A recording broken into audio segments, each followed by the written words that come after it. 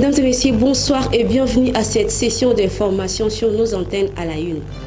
Poursuite des échanges ce lundi 3 juillet au Fleuve Congo Hôtel entre le président de la CENI, Denis Kadima, et l'opposant Adolphe Muzitu sur le processus électoral en RDC. Les Léopards U20 de la RDC ont perdu 4 buts contre 3 face aux Panthères du Gabon dans le cadre de la première édition du tournoi Fachiko. Une fois de plus, merci de nous rejoindre. Démarrons ce journal par cette nouvelle. Le président de la Commission électorale nationale indépendante CENI, en sigle Denis Kadima, a échangé ce lundi 3 juillet avec le président du Nouvel Élan Adolphe Muzitu à Fleuve Congo Hôtel, où ils ont discuté sur les questions liées au processus électoral en cours. Plus de détails dans ses commentaires. Devant le numéro 1 de la centrale électorale, Adolphe Muzitu, président du parti politique Nouvel Élan, a exposé certaines préoccupations, notamment la composition de la CENI, le financement des élections. Le premier point concerné l'actuelle CENI, le fait qu'elle ne représente pas l'ensemble des forces politiques, parce qu'en son temps, dans les cas de l'avocat, le parti et notre partenaire d'alors, nous avions proposé que la CENI soit composée au niveau du financement des élections. Nous lui avons demandé si d'ici la fin du processus, il pourra mobiliser les 500 millions de dollars dont il a besoin pour parachever son processus. Il a dit qu'il est en connexion avec le gouvernement et que dans les jours qui viennent, ils pourront obtenir un décaissement de 100 millions de dollars. Pour lui, son parti n'est pas disposé à aller aux élections avec l'option de la balkanisation du pays. Sur ce, il demande que l'enrôlement soit organisé dans les autres parties du pays, entre autres à Kwamount, à Rutshuru. Nous avons discuté du fichier électoral pour dénoncer le fait qu'il n'est pas complet. Il n'a pas pris en compte les 3 territoires, dont 2 dans les nord, à savoir Masisi et un dans les anciens Bandou, l'autre à savoir Kwamount. Et que par conséquent, le fichier est incomplet. Le fichier ne comprend pas tous les électeurs. Là, donc, il y a ils ont pris en compte ces électeurs-là en les intégrant et que dans les faits, ils allaient organiser l'enrôlement, l'enrôlement le moment venu dans la situation va se calmer. En fait, nous avons parlé aussi. Notons que Nouvel Élan craint les glissements vu les contraintes précitées. L'Alliance pour les changements du député national Jean-Marc Kabound a fait une déclaration le dimanche 2 juillet dernier dans la commune de Barumbu avec différents membres de sa formation politique, tout en interpellant le numéro 1 de la territoriale Peter Kazadi sur l'invalidation de leur parti politique dans le processus électoral en RDC. Suivez ces reportages de Ruth Mboua. C'était depuis le 23 juin dernier que le patron du ministère de l'Intérieur, Sécurité et Affaires coutumières, Peter Kazadi Kankonde, avait publié une liste de partis politiques éligibles au scrutin en cours. Cette liste était adressée au président de la Commission électorale nationale indépendante, Denis Kadima. Il s'y est dénoté que l'Alliance pour le changement, parti cher au député Jean-Marc Kabound, a été déclarée invalide. Suite à cette décision, le membre de ce parti, ainsi que leur président fédéral, Maître Luthula Georges, ont organisé une rencontre le dimanche 2 juillet dernier pour contester et demander au VPM de l'Intérieur, Peter Kazadi, de reconsidérer sa décision à l'égard de leur parti politique.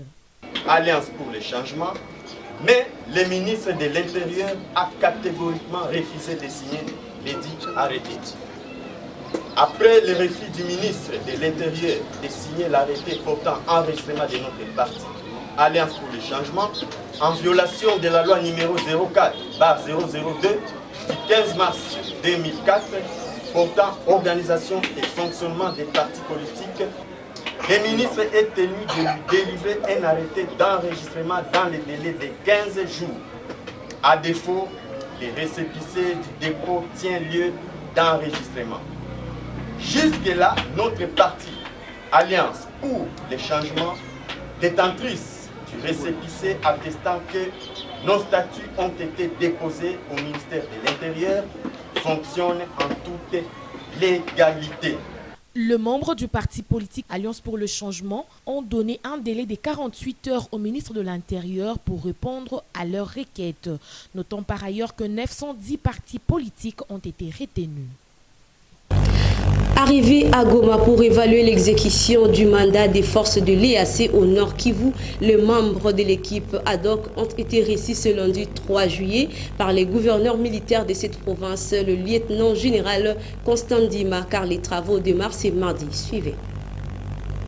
Du mandat des forces de l'EAC ici au Nord Kivu, tel est l'objet de la mission que mène ici à Goma une équipe technique ad hoc mise sur pied par les dirigeants de la sous-région. Un échantillon de cette délégation a rencontré le gouverneur militaire du Nord Kivu, le lieutenant-général Constant Ndima Kongba, pour des civilités ce lundi 3 juillet 2023 au musée de Imbi. Selon le général-major Sibomana Ignace, commandant adjoint de la force terrestre de l'armée burundaise et chef d'équipe technique de l'EAC, leur mission démarre ce mardi 4 juillet et pourra aller jusqu'au 8 juillet.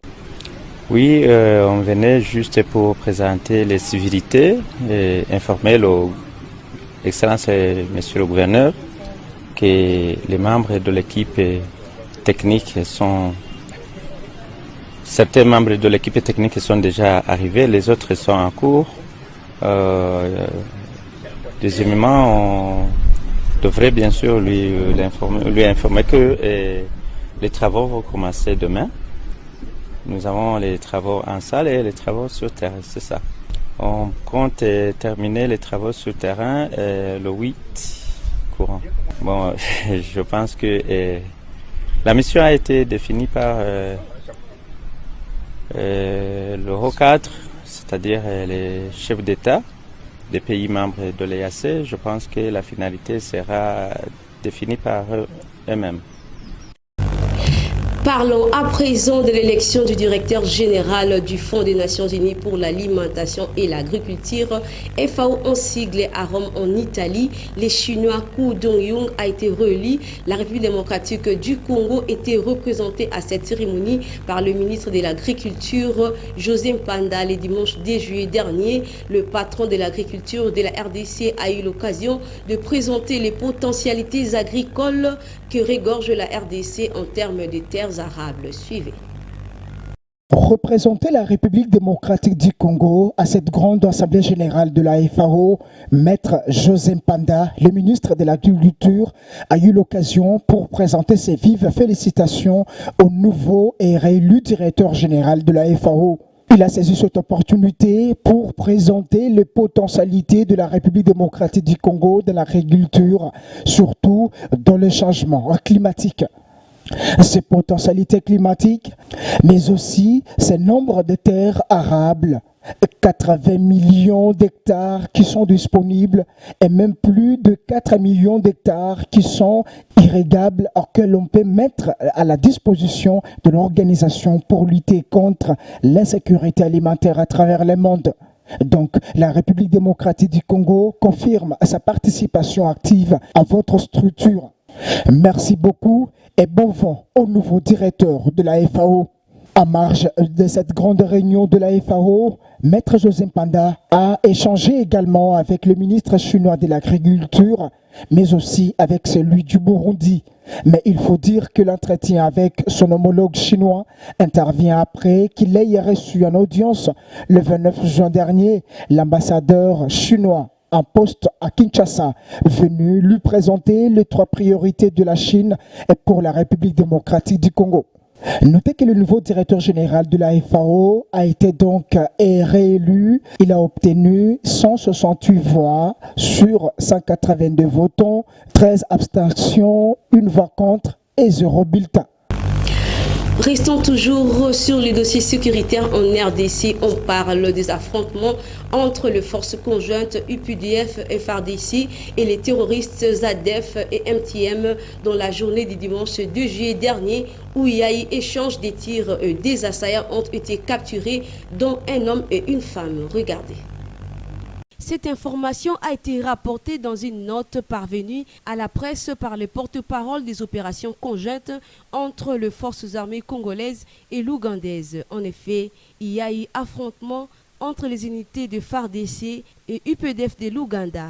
contre les terroristes ADF-MTM dans le secteur de Rwenzori, en territoire de Beni, dans la province du Nord Kivu. Selon les sources, un échange de tirs entre les deux camps a retenti dans la journée du dimanche 2 juillet dernier, dont le bilan provisoire de cet échange de tirs a permis de capturer 2 assaillants. Il s'agit d'une femme du nom de Kabiga Siabouga et d'un homme nommé Abdou Majibou Massissi, tel qu'est rapporté par le lieutenant-colonel Marc Azoukai, porte-parole de ces opérations conjointes FARDC et UPDF.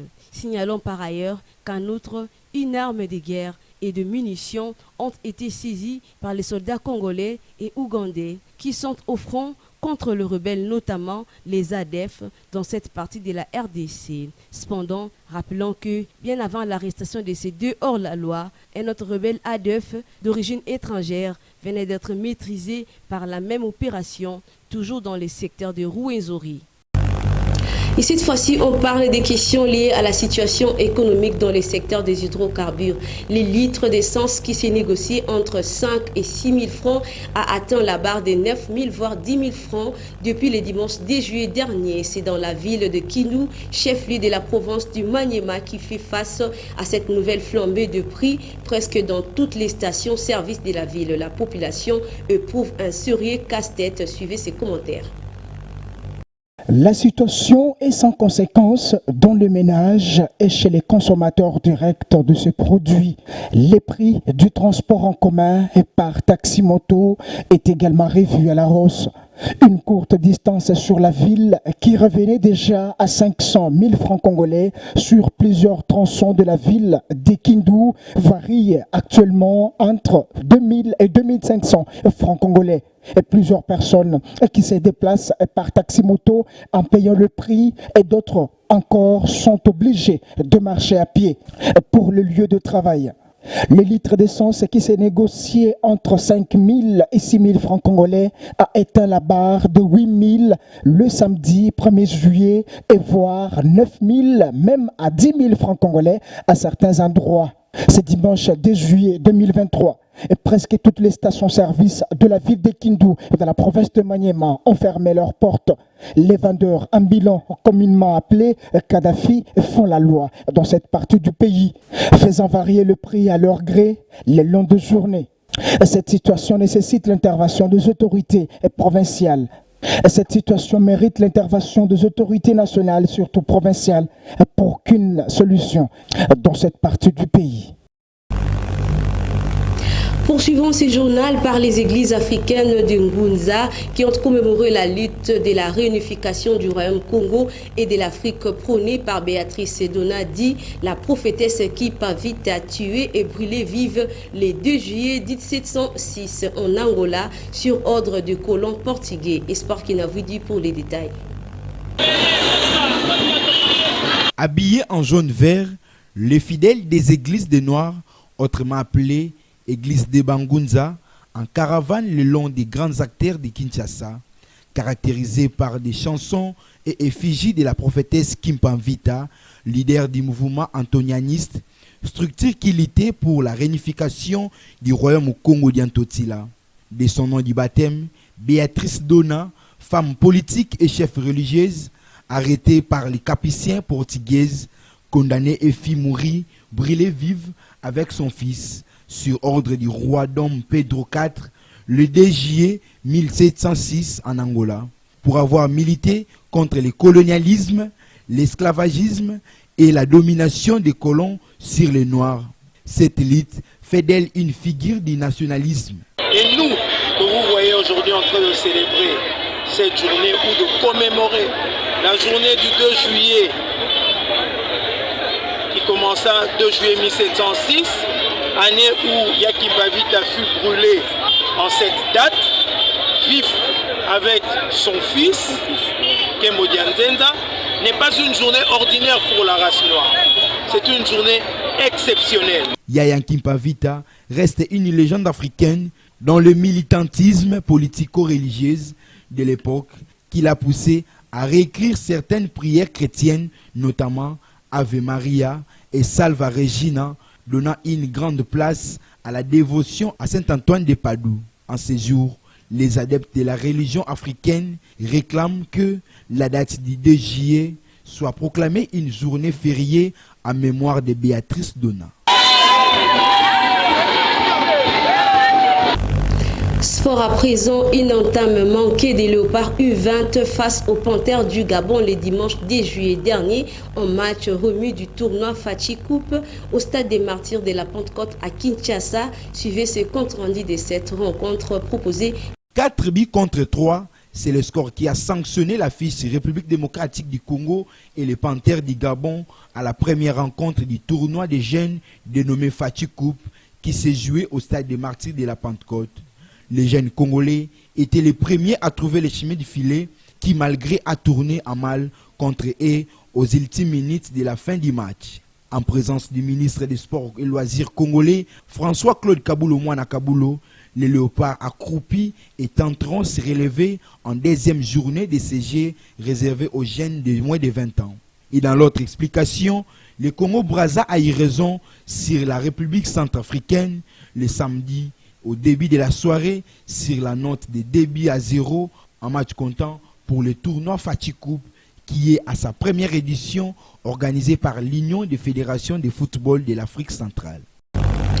Et par ailleurs, après cette défaite face au Gabon, le sélectionneur de Léopard U20, Guy Boukassa, espère au progrès de cette génération. Suivez sa réaction lors de la conférence de presse d'après-match.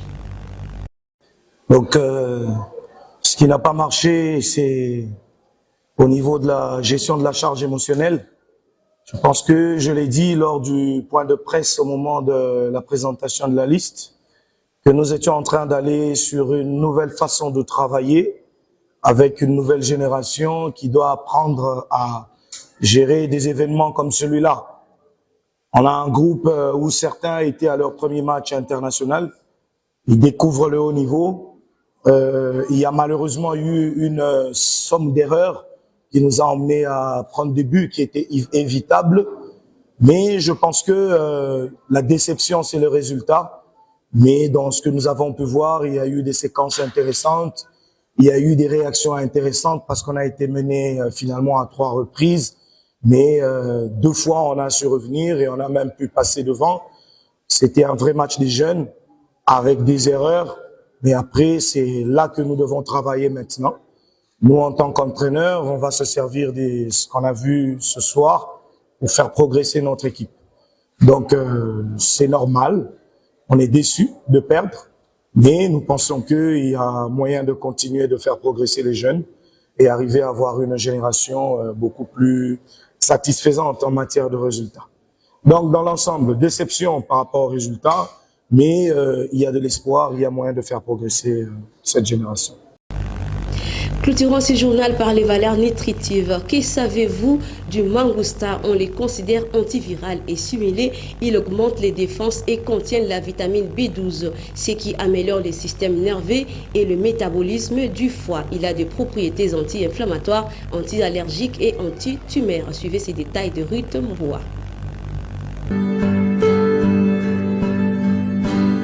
Le mangoustan, appelé le roi de fruits, est un fruit provenant d'Indonésie cultivable dans le sud-est de l'Asie et une partie de l'Afrique.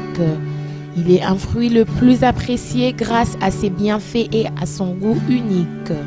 Il a un grand pouvoir antioxydant, ce qui protège contre les attaques par les radicaux libres, le vieillissement et le cancer.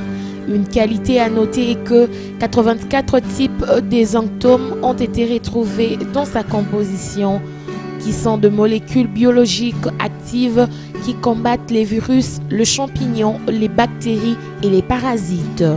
Il contient une grande quantité de potassium, valeur fondamentale pour le fonctionnement correct musculaire et les systèmes nerveux. Il est considéré antibactérien, antiviral et simulé. Il augmente la défense et contient la vitamine B12, ce qui améliore le système nerveux et le métabolisme du foie. Le mangoustan a des propriétés anti-inflammatoires, anti-allergiques et anti-tumeurs. Ces fruits est recommandé pour les personnes souffrantes d'hypertension, de plus qu'il contribue à élever les niveaux d'énergie dans l'organisme. La pulpe et l'écorce de ce fruit sont riches en acide hydrocitrique qui inhibe la création de graisse, prévient l'excès de cholestérol sanguin, provoque une sensation de satiété et peut être utilisé comme traitement à l'obésité. Il réduit le stress, régule le sommeil, élimine les toxines et les gras dans le corps. Le mangoustan, grâce à sa consistance et à son goût sucré, il est parfait pour les enfants, les jeunes, les adultes, les sportives, les femmes enceintes ou les personnes âgées. C'est déjà la fin de ces grands rendez-vous informatifs sur nos antennes, mais bien avant de nous quitter, le rappel des titres. Poursuite des échanges ce lundi 3 juillet au fleuve Congo Hôtel entre le président de la CENI, Denis Kadima, et l'opposant Adolphe Muzitu sur le processus électoral en RDC. Les Léopards U20 de la RDC ont perdu 4 buts contre 3 face aux Panthères du Gabon dans le cadre de la première édition du tournoi Fachiko. Merci infiniment pour la confiance renouvelée et bon début de semaine à vous. Au revoir.